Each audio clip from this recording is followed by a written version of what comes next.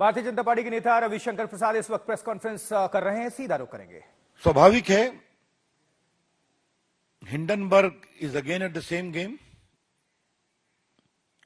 ये रिपोर्ट शनिवार को रिलीज होती है, रविवार को हल्ला मचता है ताकि सोमवार को पूरे कैपिटल मार्केट को अस्थिर कर दिया जाए।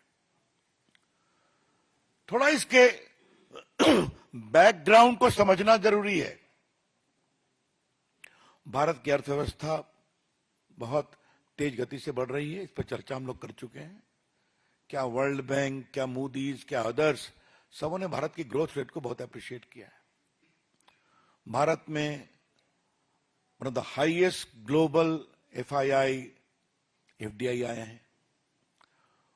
भारत में इंस्टीट्यूशनल इन्वेस्टर भी हैं, छोटे इन्वेस्टर भी हैं, जो अपने इन्वेस्टमेंट के रिटर्न से बहुत खुश हैं। India is a safe, stable and promising market in the shares as well. SEBI का काम क्या है? सेबी को उसकी कानूनी जिम्मेवारी है कि मार्केट ठीक चले।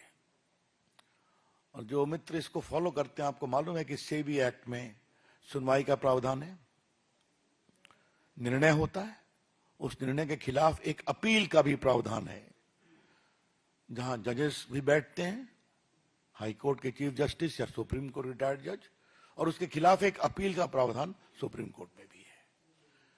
तो एक पूरा स्टैट्यूटरी स्ट्रक्चर है कि भारत के कैपिटल मार्केट को किस तरह से मैनेज किया जाए। अब मैं एनआरकी के कुछ उदाहरण आपको देना चाहता हूं। मैंने जानबूझ के जिम्मेवारी से इकोनॉमिक एनआरकी के शब्दों का प्रयोग किया है। पहले हिडनबर्ग की रिपोर्ट आई थी, आपको मालूम है। उसकी डेट आपको मालूम है कि जनवरी में ऑर्डर आया था सुप्रीम कोर्ट का। 24 में 22 इंक्वायरी कंप्लीट हो गई थी, बाद में एक और कंप्लीट हो गई। तो वो एक लीगल प्रोसेस है जो सुप्रीम कोर्ट के आदेश से चला है। अच्छा होता जो राजीव गांधी और कांग्रेस के लोग जेपीसी की बात करते हैं, बड़े वकीलों की फौज है उनके साथ, तो पेश हो जाते उसी में, इंटरवेन करते उसमें, कुछ नहीं किया। उसके बाद हिंडनबर्ग को नोटिस दी जाती है जुलाई में कि आपने जो आरोप लगाया कानून के विरोध में, आप जवाब दीजिए। हिंडनबर्ग ने वो रिपोर्ट बाकायदे वो नोटिस अपने वेबसाइट पर भी दी है, जिसमें उनको नोटिस क्यों भेजी गई है वो भी कारण है। उसका जवाब देने की बजाय अब ये फ्रंट खोला गया है। मैं फिर रिपोर्ट कर रहा हूं कि जब हिंडनबर्ग के खिलाफ बाकायदे सेबी ने एक नोटिस किया जुलाई में, अपनी पूरी इंक्वायरी कंप्लीट करने के बाद, जो सुप्रीम कोर्ट के जुरिसडिक्शन में हुई थी, उनके आदेश के कारण हुई थी, तब अपने बचाव के पक्ष में कोई जवाब दिए बिना उन्होंने यह अटैक किया है, बेसलेस अटैक, जिसका जवाब एक ग्रुप ने दिया है, हमें कुछ नहीं कहना है। जिसका जवाब सेबी के चेयरपर्सन ने दिया, उनके परिवार ने दिया, हमें कुछ नहीं कहना है। जिसका जवाब सेबी ने भी दिया है। लेकिन कुछ बातें आज हम उठाना चाहते हैं। हिंडनबर्ग में किसका इन्वेस्टमेंट है? आपको मालूम है, जॉर्ज सोरोस का। यह महाशय कौन है जो भारत के खिलाफ नियमित प्रोपेगेंडा चलाते हैं? इंडिया डेमोक्रेसी नहीं है, इंडिया सेफ नहीं है, वगैरह वगैरह। और इस हद तक है कि मोदी के पूरे सत्ता को बदलना चाहिए, आह्वान किया था जनता से। ये वहां मेन इन्वेस्टर है। लेकिन सवाल पूछना कांग्रेस पार्टी से, क्या चाहते हैं आप? चाहते क्या है आप?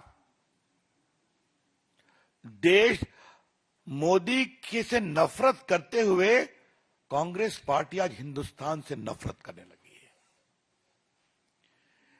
in their pathological hatred against Narendra Modi ji, led by Mr. Rahul Gandhi and his friends, toolkit gangs, Congress party today has developed a hatred against India itself. अगर भारत का स्टॉक मार्केट गड़बड़ाएगा तो स्मॉल इन्वेस्टर्स परेशान होंगे कि नहीं? आज करोड़ों की संख्या में स्मॉल इन्वेस्टर्स हैं कि नहीं? छोड़ दीजिए इंस्टीट्यूशनल इन्वेस्टर्स की बात, बाकी बातें। कांग्रेस पार्टी क्या चाहती है?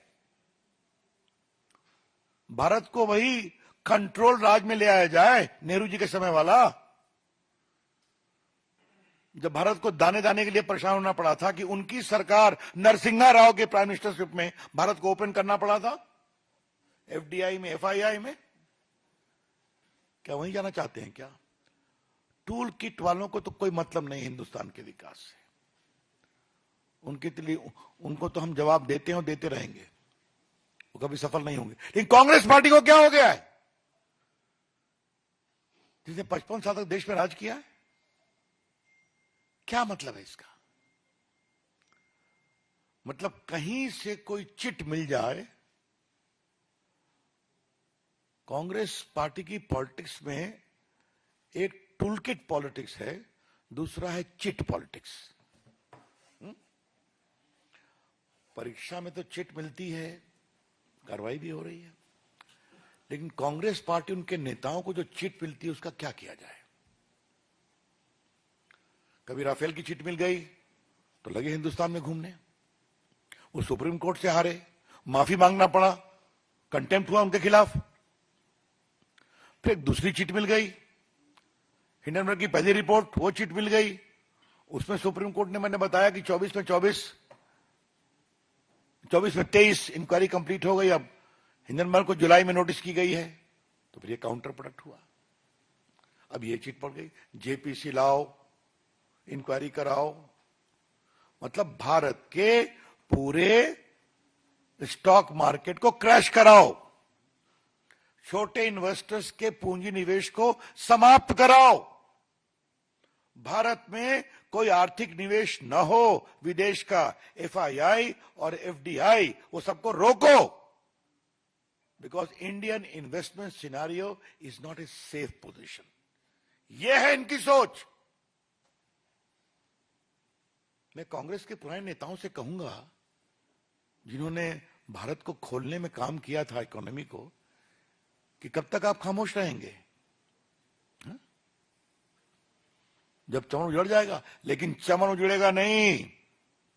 मुझे बहुत गर्व है कि आज भी भारत का स्टॉक मार्केट स्टेबल है, आज भी। पिछली बार तो जब ये हुआ तो 2 दिन में रिकवर कर गया, और सुप्रीम कोर्ट की इंक्वायरी आई तो और रिकवर कर गया। लगता है भारत के स्टॉक इन्वेस्टर्स हिंडनबर्ग और कांग्रेस के मिली भगत को समझ गए हैं, इसलिए आज भी कोई गड़बड़ नहीं है। हम भारत के स्मॉल इन्वेस्टर्स को सैल्यूट करना चाहते हैं कि भारत के खिलाफ इस सुनियोजित षड्यंत्र पर वो विश्वास नहीं किए। Salute to them. दूसरी बात हमको कहनी यह है कि जो पूरी टाइमिंग है, टाइमिंग का मतलब क्या है? सेशन खत्म हुआ, शनिवार को आया, रविवार को हल्ला शुरू हुआ, और आज मंडे है। तो 2+2 को 4 किया जाए। और इसके पहले जुलाई में हिंडनबर्ग को सेबी की नोटिस जाती है, आप जवाब दो। तो एक शब्द है, लीगल शब्द है, there is too many suspicious circumstances surrounding this. कई संदेहास्पद परिस्थितियां हैं इसके पीछे। जनवरी में सुप्रीम कोर्ट के आदेश, 22 इंक्वायरी कंप्लीट, एक और कंप्लीट हो गई 23। अपनी पूरी रिपोर्ट बनाने के क्रम में इस इंक्वायरी के बाद जो सेबी ने बताया उसमें मुझे कुछ नहीं कहना है, वो सेबी का विषय है। उन्होंने नोटिस दिया हिंडनबर्ग को जुलाई में, आप जवाब दीजिए। तो फिर ये बम फोड़ने की कोशिश की गई। और ये बम तो फुस निकला, लेकिन उसको लॉक लिया कांग्रेस पार्टी ने, जेपीसी। भाजपा का आरोप है कांग्रेस पार्टी हिंदुस्तान को आर्थिक रूप से कमजोर करने के षड्यंत्र में शामिल है। BJP wants to say with full sense of responsibility that the present leadership of Congress party is involved in creating economic anarchy in India based upon these fictitious reports. Congress party के जो 2-3-4 प्रदेश बचे हैं, मैं उनके मुख्यमंत्रियों को कहूंगा कि आपके यहां विदेशी पूंजी निवेश नहीं हो क्या? नहीं है क्या? जिस ग्रुप को लेकर के रोज वो माला जपते हैं, उस ग्रुप के काफी पूंजी निवेश तो उन प्रदेशों में भी हो रहे हैं। तो क्या मामला है, क्यों है ये? मित्रों, भारतीय जनता पार्टी कांग्रेस के इस पूरे षड्यंत्र को देश में बेनकाब करेगी, पूरे देश को बताएगी किस प्रकार से सुनियोजित षड्यंत्र के तहत कांग्रेस पार्टी, इंडिया गठबंधन और हिंडनबर्ग ये साथ मिलकर काम कर रहे हैं। इसीलिए फिर रिपीट करूंगा, जुलाई में नोटिस, सुप्रीम कोर्ट के निर्देश पे इंक्वायरी कंप्लीट, अब आप जवाब दो, फिर ये आ गए मैदान में। और याद करिए, सुप्रीम कोर्ट के सामने लंबे हियरिंग में एक बार भी कांग्रेस पार्टी या टूल किट के लोग इन्वॉल्व नहीं हुए, क्या हमें यह कहना है? और याद करिए, एक बार राहुल गांधी ने कहा मेरा भी फोन कौन सा था संजय, जो पेगासिस, थैंक यू पेगासिस। अब सुप्रीम कोर्ट इंक्वायरी चली तो हमें लगा राहुल गांधी कम से कम अपना फोन तो दे देंगे कि उनकी फोन की भी जांच हो जाती, नहीं दिया। अब क्यों नहीं दिया, उस फोन में क्या था, क्या निकलता, कैसे निकलता, छोड़ दीजिए। तो आप खाली आरोप लगाएंगे और भाग जाएंगे, और इंक्वायरी आएगी तो उसमें जाएंगे नहीं, ये टोटल है। तो मित्रों, हम देश को आश्वस्त करना चाहते हैं कि भारत नरेंद्र मोदी की अगुवाई में तीसरी इकोनॉमी को बनना है तो बनेगा। मनमोहन सिंह की सरकार ने फ्रेजाइल इकोनॉमी छोड़ा था, 11th या 12th पर थे, 5वीं पर ले आए। भारत में पूंजी निवेश होता था, मैं आज आपको बताऊं, 2012-13 में मैं न्यूयॉर्क में गया था एक एड्रेस करने के लिए, तो पूंजी निवेशक मुझसे मिलने आए, मैं बीजेपी का उसमें मुख्य प्रवक्ता था, क्या हम लोग भारत से अपनी संपत्ति वापस लगा लें क्या? मुझे कहा कि प्लीज हैव पेशेंस। तो ये करना चाहते हैं ये लोग, तो इसलिए हम, और एक अंत में सवाल पूछना है, और ये सवाल बहुत इंपॉर्टेंट है पूछना। मनमोहन सिंह के 10 साल के शासन में तो खूब स्कैम हुए थे, 2G स्कैम, कोयला स्कैम, कॉमनवेल्थ स्कैम, अंतरिक्ष देवा स्कैम, उसमें पूंजी निवेशक विदेश के थे, ऑगस्टा वेस्टलैंड। उस समय ऐसी रिपोर्ट क्यों नहीं आती थी? मैं फिर रिपोर्ट करूंगा, उस 10 साल के शासन में इतना अधिक घोटाले, घपले, स्कैम हुए, जिसमें कई विदेशी इन्वेस्टर्स भी इन्वॉल्व थे, उनका पैसा इन्वॉल्व था, उस समय से रिपोर्ट क्यों नहीं आती थी? यही दिखाता है टूल किट क्या है, कांग्रेस पार्टी का षड्यंत्र क्या है, और भारत को कमजोर करने की मंशा क्या है। इसे हम सफल नहीं होने देंगे, ये हम कहना चाहते हैं। मैं तो एक दूसरा विषय आपके सामने रखना है। ममता जी, आपके राज्य में, बंगाल में क्या हो रहा है? एक महिला डॉक्टर के साथ बलात्कार किया गया,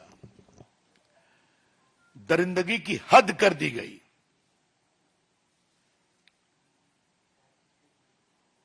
और वहां क्या फेयर इन्वेस्टिगेशन होगा क्या? आज मेरे पास सब है कि जो कमेटी बनी में साइकियाट्रिस्ट भी हैं,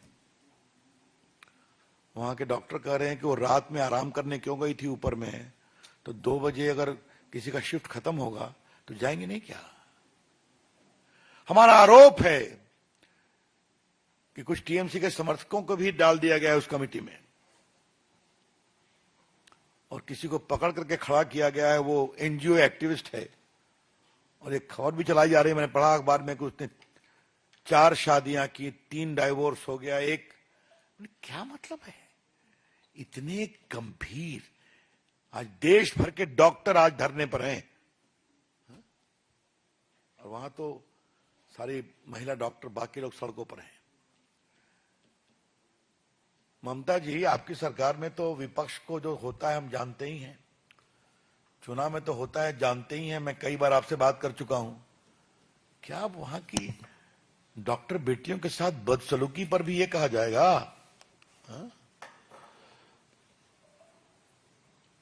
जो बंगाल में हो रहा है वो सरकारी आतंक का खौफनाक सच है।